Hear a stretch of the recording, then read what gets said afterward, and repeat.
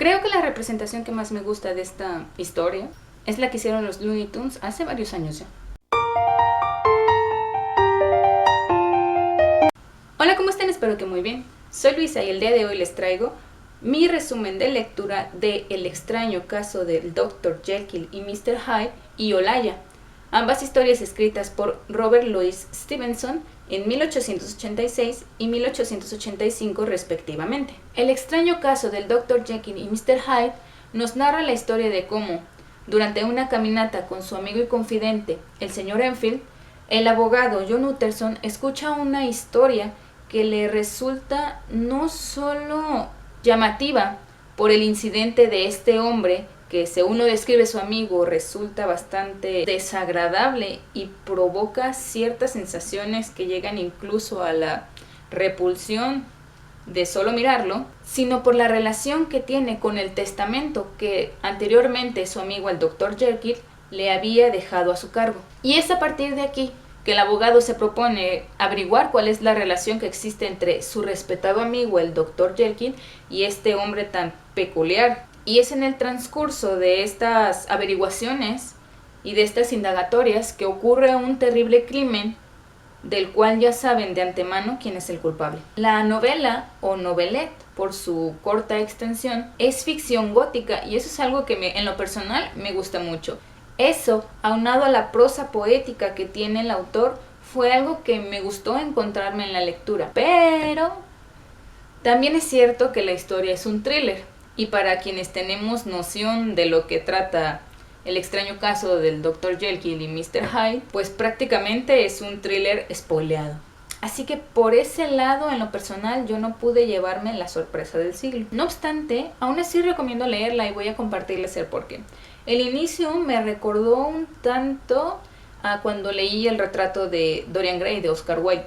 Y no porque se parezcan en sí, nada que ver, sino por la manera de introducir a estos personajes que se llevan el título del libro, ya que en este caso Robert Louis Stevenson lo hace a través de el abogado Utterson. Al menos eso en la que yo considero la primera parte del libro, porque existe una segunda parte explicada a través de cartas, la cual desarrolla la historia de la manera en la que imaginé que se iba a llevar desde un principio. ¿A qué me refiero con esto?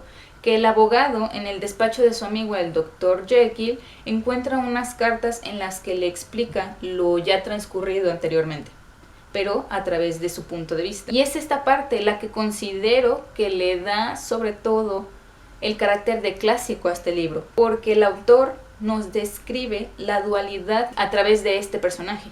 Leí en una página que este libro también es una referencia de la época al trastorno de personalidad disociada, pero yo ahí difiero un poco, porque por lo general, que tenga yo entendido, cuando existe un trastorno de personalidad disociada o disociativa, una de las personalidades no es consciente de las acciones de la otra.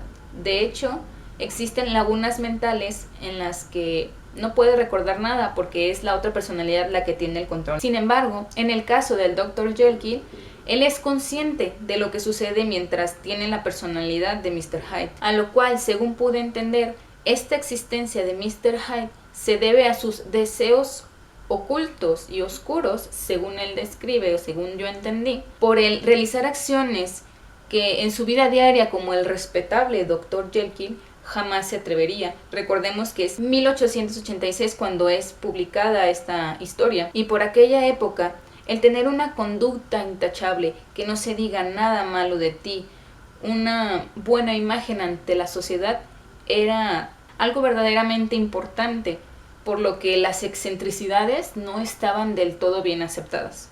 Por eso, la idea de dos personalidades en las que mientras una puede caer en excentricidades o cometer actos atroces como los descritos en la novela, puede llevarse toda la culpa, toda la responsabilidad, todo el reproche de la sociedad de aquel entonces, la otra puede mantenerse blanca, pura, respetable e intachable hasta el fin de su existencia. Y este es el concepto que prevalece actualmente en muchas de las obras.